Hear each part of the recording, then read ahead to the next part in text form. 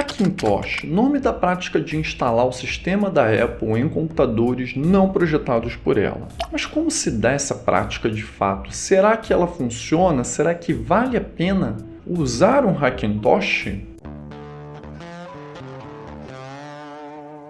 Fala hacker, Hiker Jobs na área. Bom, eu vou te mostrar, vou falar um pouquinho sobre Hackintosh, a experiência de pegar o sistema da Apple e instalar em um PC comum, em um computador que não foi produzido por ela. Sim, hoje eu vim até de Hiker Jobs aqui, né, para fazer esse vídeo para você. Então eu mereço o seu like, né? E se não é inscrito aqui no canal, aproveita para se inscrever.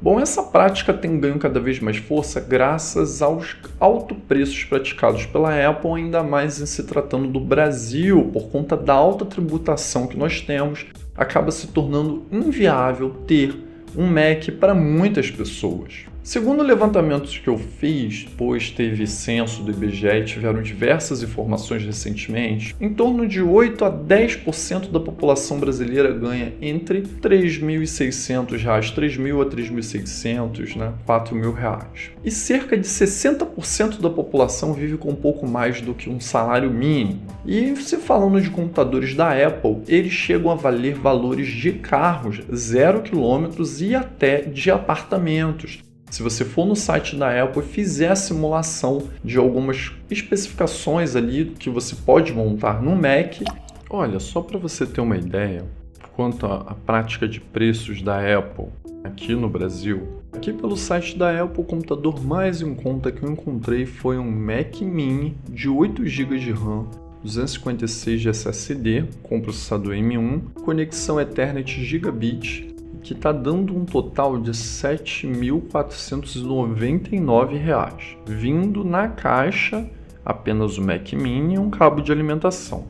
Já com tela, o mais em conta que eu encontrei é um MacBook Air M1 de 13 polegadas com 8 GB de RAM, 256 GB de SSD, que está saindo pela bagatela de R$ 10.499. Já dá para comprar um carro usado aí em boas condições aí, dependendo, né, por esse valor. E nesse momento, o Mac mais caro que eu consegui encontrar por aqui, colocando as especificações mais altas que podia, foi o Mac Pro, que chegou no valor de R$ 119.505. E você pagando esse valor, ele leva de 3 a 4 semanas para chegar na sua casa. Você é doido? Você é pichuruco? Você é pichuruco? Por esse valor, ele era para chegar na tua casa em 1 hora no máximo, ainda de helicóptero, tá?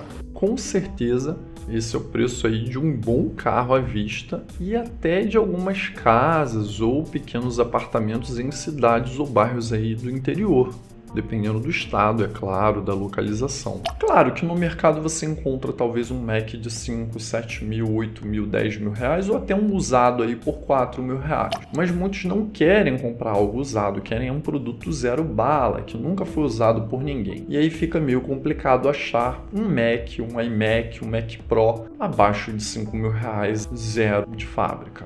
Ainda que seja um modelo mais antigo.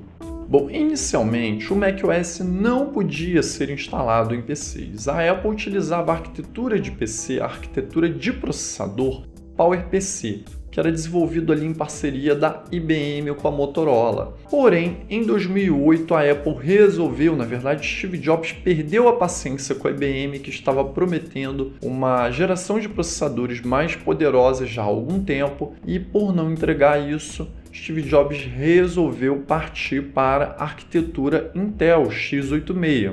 Claro que a Apple implementou suas defesas junto à Intel para tentar evitar que conseguisse instalar o sistema dela em outros computadores aí com o processador Intel. Porém, em 2008 mesmo, pouco depois do lançamento dos primeiros Macs com o processador Intel x86, os hackers conseguiram fazer a instalação aí do sistema da Apple em um PC comum.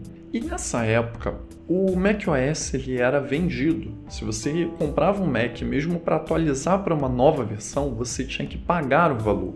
custava em torno de 16 a 20, 22 dólares a cada versão. Eu cheguei a pegar essa época porque eu cheguei primeiro no mundo Apple, eu já tive diversos Macs. E depois que eu vim para o mundo Linux, e sim, eu cheguei a comprar uma versão ali do macOS, a Mountain Lion, mas isso já tem alguns anos. Então eu acabo me achando no direito de pegar o macOS e rodar em qualquer computador, porque eu comprei o mesmo. Hoje em dia ele é gratuito. Eu não quero entrar nas questões legais aqui, mas sim, existem diversas discussões se é legal, se é válido ou não instalar o sistema da Apple em computadores aí não produzidos por ela. Mas eu não vou entrar nessas partes agora filosóficas e nem de licença. A questão aqui que eu vou abordar é sobre o Hackintosh em si. Bom, existem diversos motivos que podem ser citados para que você venha montar um Hackintosh, e dentre eles eu vou citar 3 aqui que acabam sendo os mais fortes. Maior controle sobre a sua máquina, inclusive possibilitando o upgrade, menor custo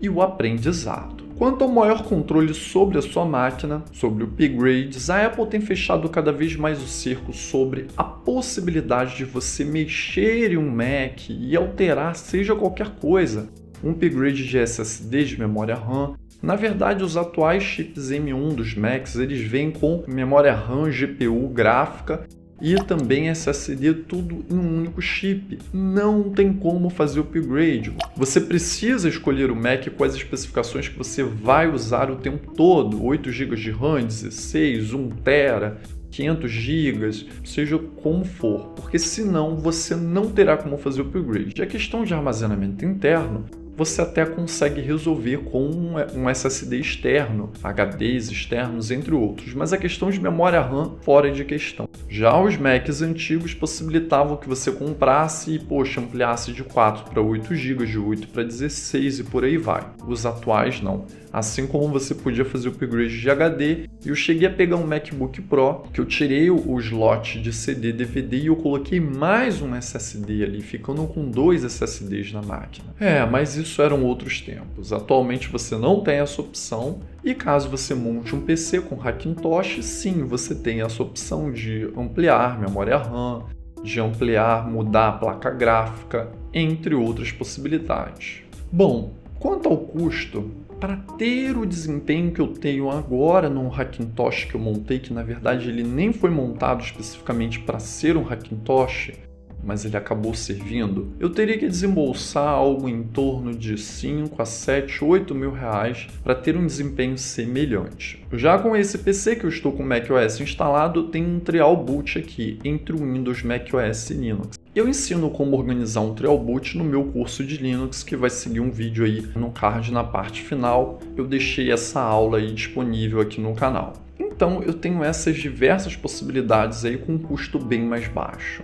Lembrando, eu gastei 3 mil reais para montar esse PC na época. Foi antes do Remessa Conforme, e eu tenho um vídeo de montagem dele que vai seguir no card na parte final com todas as peças, tudo que eu usei aqui, com todos os links para você poder conferir. Olha, e quanto ao custo-benefício, por um vídeo que eu assisti recentemente do Gabriel de Pinho, fazendo uma comparação entre um Hackintosh e um Mac M1 e um Mac M2, O Hackintosh, mesmo sendo um Hackintosh com hardware mais de entrada, é o computador mais forte na maioria das tarefas.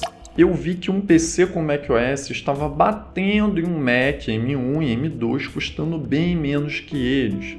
Lógico que não bateu em todos os quesitos, mas na maioria bateu no M1 e alguns quesitos bateu até no M2. Eu vou deixar o link desse vídeo aí na descrição caso você queira conferir. Então, quanto ao preço, quanto à possibilidade de upgrade no hardware, com certeza vale muito a pena um Hackintosh em relação ao Mac nas situações atuais aqui do Brasil. Bom, agora vai entrar uma parte que vai desagradar a muitos, ou pelo menos alguns. Por quê? Montar um Hackintosh não é um passo tão fácil assim. Eu diria que é algo semelhante a uma instalação do Arch Linux, sem ser pelo Arch Install, via linha de comandos, e os mesmos conhecimentos, pesquisas ali pela ArchWiki, para que você venha manter um Arch Linux atualizado e funcionando no decorrer do tempo. Então não é que nem uma instalação de Ubuntu, Linux Mint, Pop! OS, mas também não é tão difícil como uma instalação de um Gentoo, Funtoo, por aí vai. Claro, nem tudo é compatível, nem todo hardware é compatível com Hackintosh. E tá aí também uma lista de itens que você vai ter que pesquisar para saber se o seu processador, sua placa-mãe são compatíveis. E existe um método através aí do OpenCore que cria uma UEFI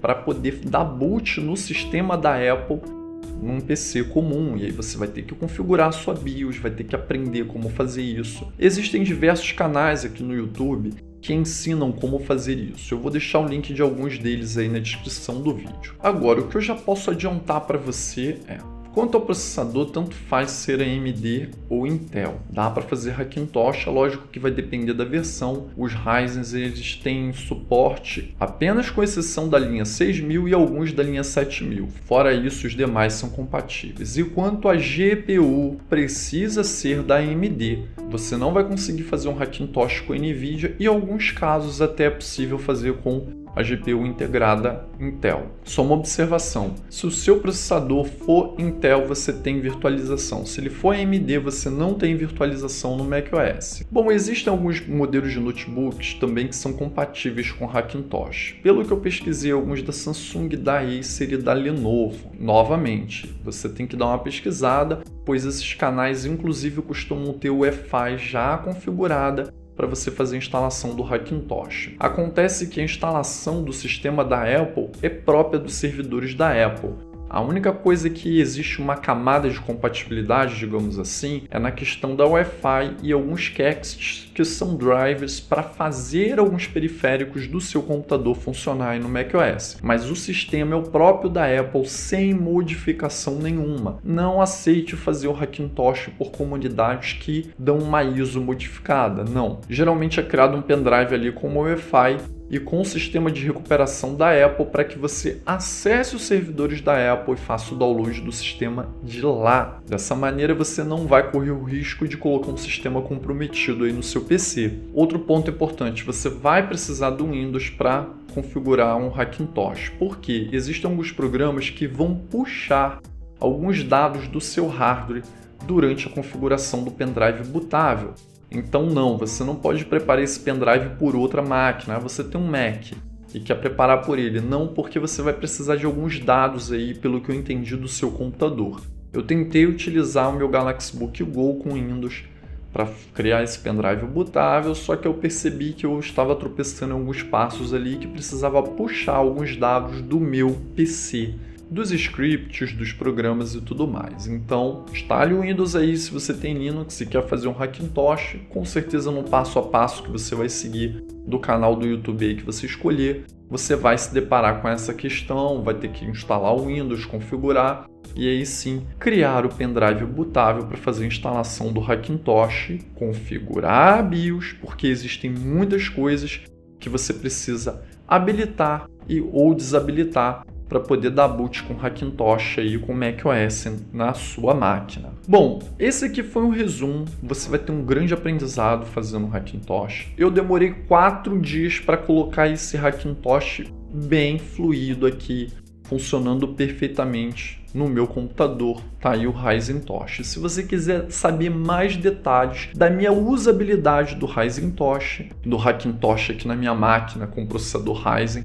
eu vou deixar um card agora na parte final de 30 dias utilizando um Ryzen Tosh como sistema padrão. Não, eu não abandonei o Linux, não. Inclusive eu estou com um Trial Boot aqui, eu tenho o Linux aqui em Trial Boot para virtualização e para muitas outras coisas eu utilizo ele. Mas sim, eu fiz 30 dias com um Ryzen Tosh para poder trazer uma experiência melhor aqui no canal. Afinal de contas, eu vim do mundo Apple e eu gosto muito do sistema da Apple, assim como eu gosto das distros Linux. Eu não gosto tanto do Windows, confesso, mas também não vou deixar de trazer tutoriais aqui sobre o Windows que eu veja que possa te ajudar. Bom, foi um prazer ter você aqui nesse vídeo. Deixa aí o seu comentário se você pretende ter um Ryzen Tosh, um Hackintosh algum dia, ou não, o que você acha dessa experiência e qual sistema que você utiliza atualmente. Está satisfeito? É um Windows? É Linux? É qual distro Linux? Deixa aí nos comentários.